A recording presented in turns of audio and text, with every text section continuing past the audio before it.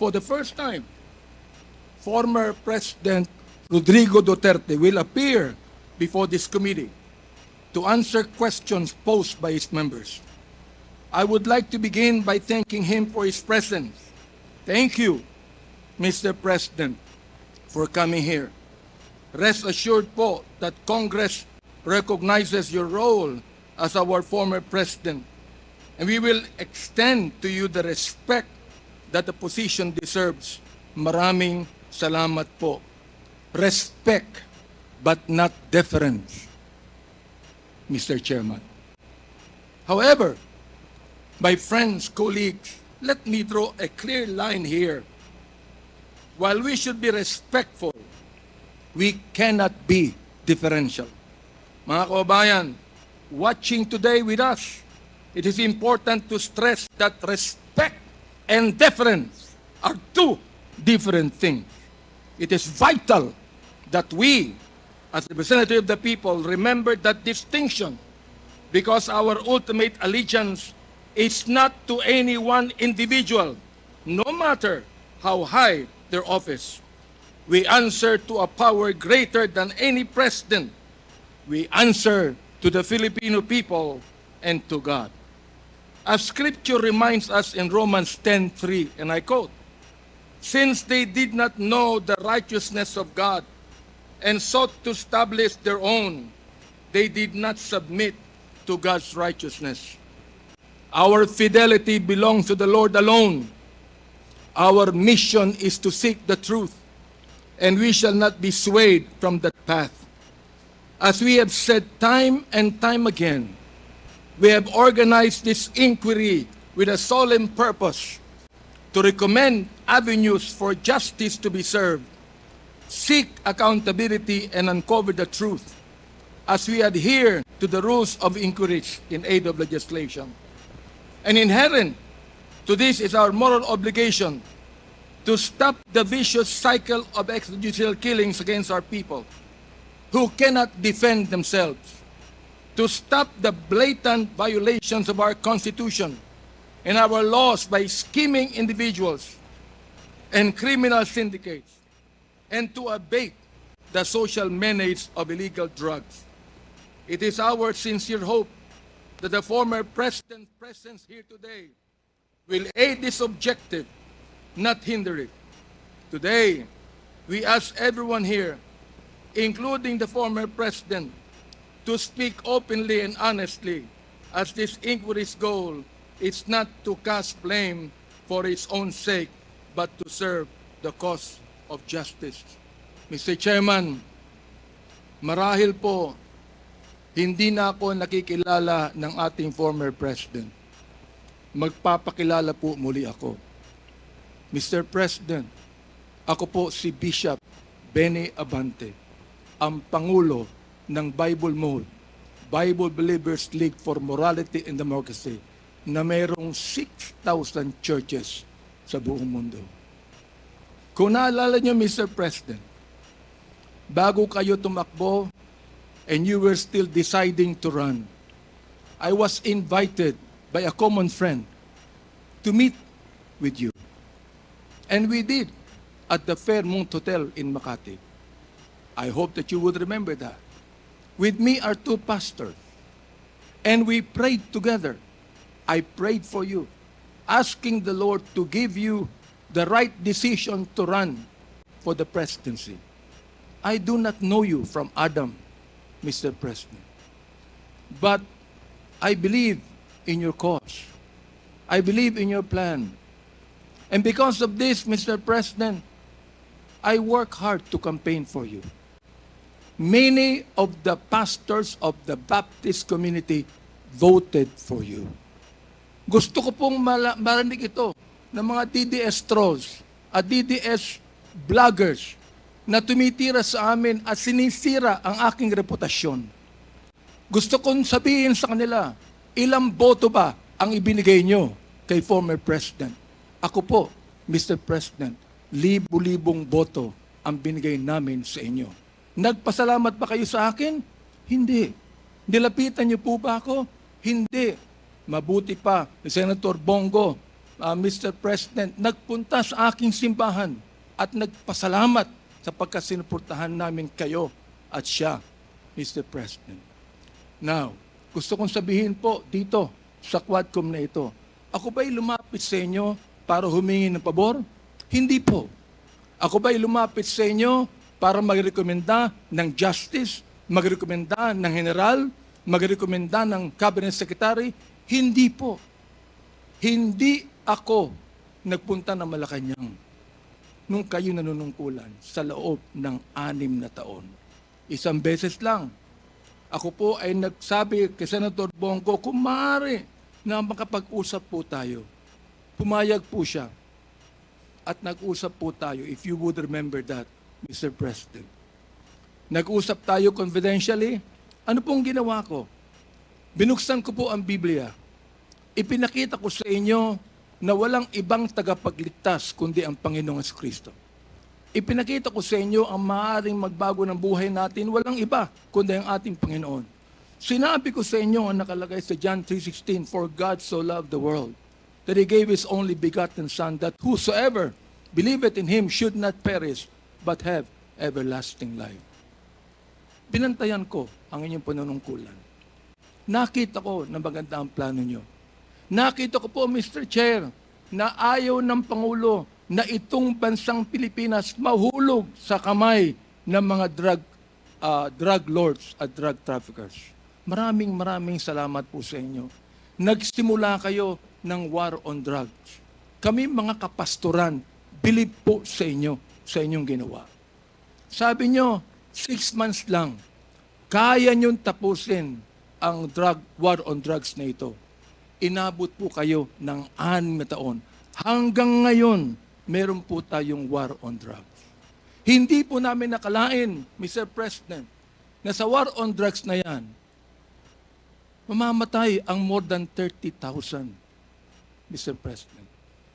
Hindi ko akalain na more than 7,000 na mga drug pushers ang mamamatay sa kamay ng mga kapulisan at sa kamay ng mga riding in tandem. As sinabi po ng ating ibang kapulisan, at gusto kong sabihin, hindi po lahat ng kapulisan, sapagkat ang karamihan po ng ating kapulisan, mga mabuting tao, at nais protektahan ang bansang ito. Pero, ang ilang mga pulis pumatay po.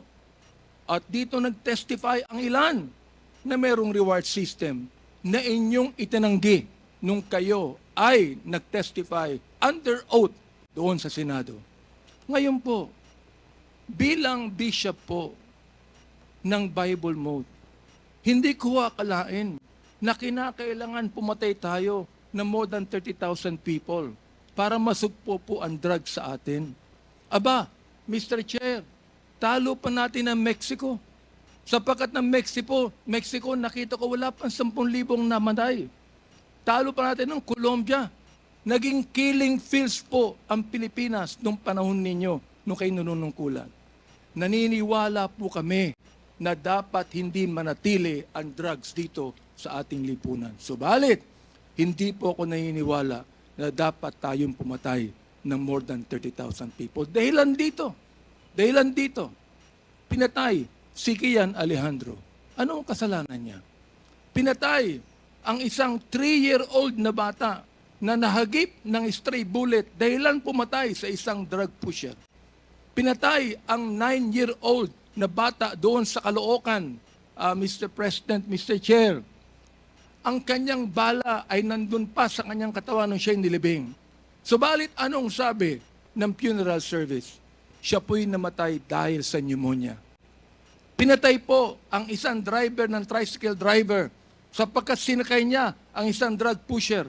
Yung drug pusher pinatay, pero yung driver ng tricycle pinatay din, Mr. President. Hindi niyo po alam to. Hindi niyo po alam to.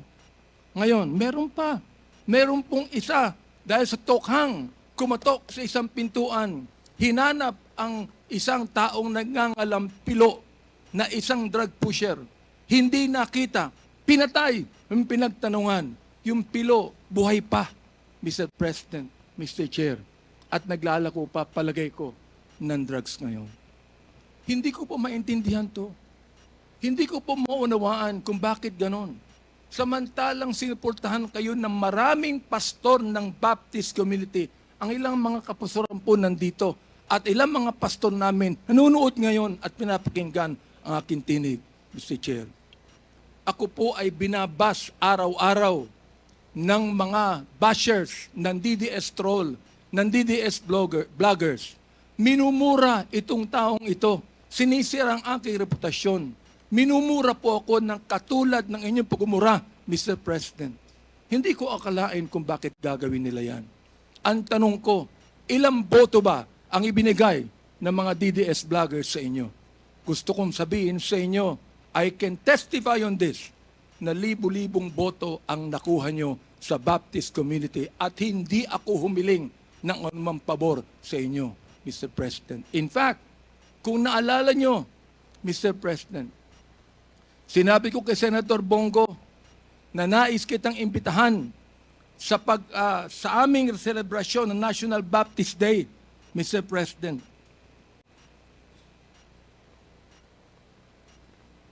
Dihinto ko lang po yung pakikipag-usap na ito ni Delga sa ating presidente para po makapakinig po sa akin ng tama. Inimbitahan ko kayo. Nagpunta ho kayo, Mr. President.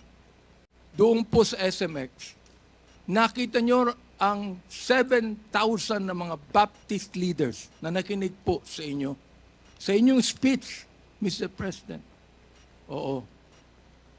Doon po sa speech ninyo, sa harapan po ng mga bishop at ng mga pastor, nagmumura kayo.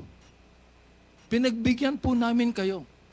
Kahit na hindi maganda sa amin makarinig ng mura, pinagbigyan po namin kayo dahil kayo ang Pangulo at dapat namin kayong irespeto, Mr. President. Andito ho ako, nakaupo sa harapan nyo. Nagpapasalamat sa pagkakataong ito na masabi ko ng buong katapatan sa inyo ang ginawa ng more than 6,000 na mga kapastoran ng Bible Mode para sa inyong eleksyon bilang Pangulo ng Pilipinas. Nung akin pong nag-file ako ng bill, Mr. President, yung pong tinatawag nating Republic Act 11897, an act declaring the second Thursday of January of every year as special working holiday to be known as National Baptist Day. Sinuportahan po ito ng lahat ng mga congressman. Sinuportahan po ito ng lahat ng mga senador. Okay. At nilagay po sa inyong opisina. Pinirmahan nyo ba ang bill na yan? Hindi po. Naging batas yan because it lapsed into law after 30 days. Pero, okay lang po sa amin yun. Okay lang po sa amin yun. Yun na lang siguro ang maaaring pasalamat ninyo, Mr. President, sa amin. Bilang pagboto namin sa inyo ng mga libo-libo mga Baptist leaders at Baptist members sa buong kapuluan. Hanggang ngayon, nirerespeto po kayo ng aming kapastoran. Hanggang ngayon, pati yung kapastoran po namin sa Mindanao, ginagalang kayo. Marami kami pastor sa Davao na ginagalang po kayo. Bakit po? Sapagkat kayo ay naging Pangulo ng Pilipinas.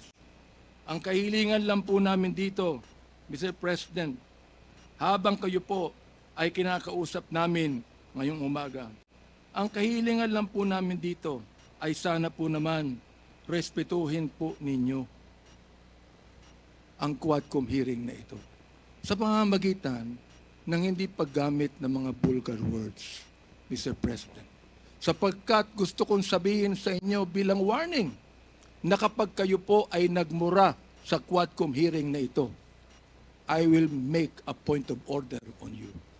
Meron po akong batayan na batas sa tinatawag po nating disturbance of proceedings.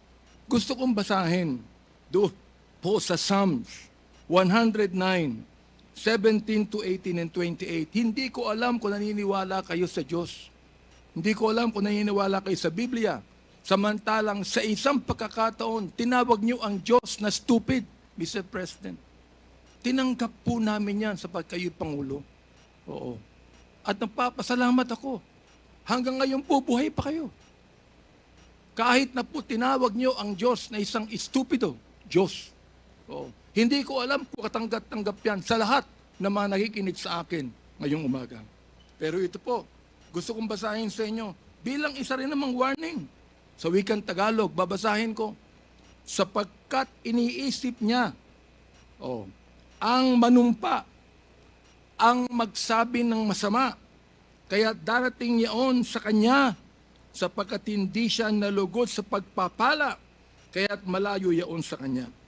Dahil binihisan niya ang sarili niya ng pagsabi ng masama o pagsumpa na gaya ng kanyang sariling damit, yaoy papasok sa kanyang kalooban na gaya ng tubig at gaya ng langit sa kanyang mga buto. Hayaang sumumpa sila. Hayaang sila ay magmura. Ngunit magpala ka. Ang kahilingan po namin ngayon, Mr. President, sana po, imbis na mura ang marinig namin sa inyo, sana po, bigyan nyo kami ng pagpapala sa Quadcom na ito. Sapagkat hindi personalidad ang tinutukoy namin dito. Ang tinutukoy po natin ito, issue na kinakailangan po natin tuldukan sapagkat ito po'y kailangan ng ating bayan. Kapag sila'y bumangon, sila'y mapapahiya, ngunit ang iyong lingkod ay magagalak. Yan po ang sinabi sa Salmo, Mr. Chair, Mr. President. Salamat po sapagkat hinayaan niyo ako na magsabi sa inyo ng buong katapatan na walang halong anumang pagkukunwari, Mr. President. Ginagalang ko pa rin po kayo. Hindi po dahilan ay kayo, kundi dahilan sa minsan naging Pangulo kayo ng Pilipinas. Kaya nga po ang aking opening remarks is what? Respect, not deference. We are not here to give you obeisance. We are not here to give you obedience. We are not here to submit to you. We are here as equal members of this House, Mr. President, Mr. Former President. You are now a private citizen. And I hope and pray that you would give us equal respect as we give you equal respect today. Maraming salamat po, Mr. Chair.